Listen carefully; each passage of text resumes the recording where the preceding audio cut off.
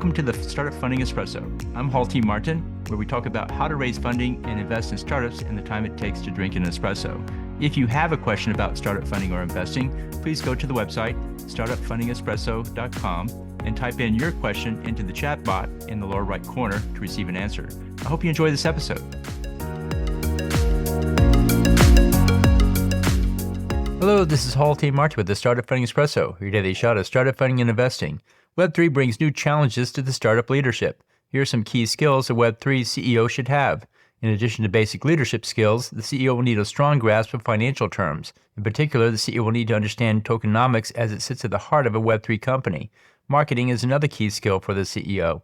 Community building is the primary tool for growing the business. The CEO must be able to position and promote the company to find new participants, including customers, investors, and partners. Hiring is a key skill as well. The CEO must be able to identify the right candidates and bring them up to speed quickly in the business. Technical skills are also important.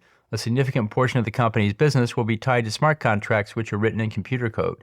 The CEO needs to be able to read and understand smart contracts in code form. And finally, systems thinking. The CEO must be able to build systems as a great portion of the web world is automated. Thank you for joining us for the Startup Funding Espresso, where we help startups and investors connect for funding. Let's go start listening to today. Halti Martin is the director of Investor Connect, which is a 501c3 nonprofit dedicated to the education of investors for early-stage funding.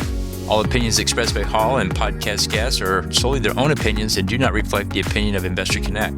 This podcast is for informational purposes only and should not be relied upon as a basis for investment decisions.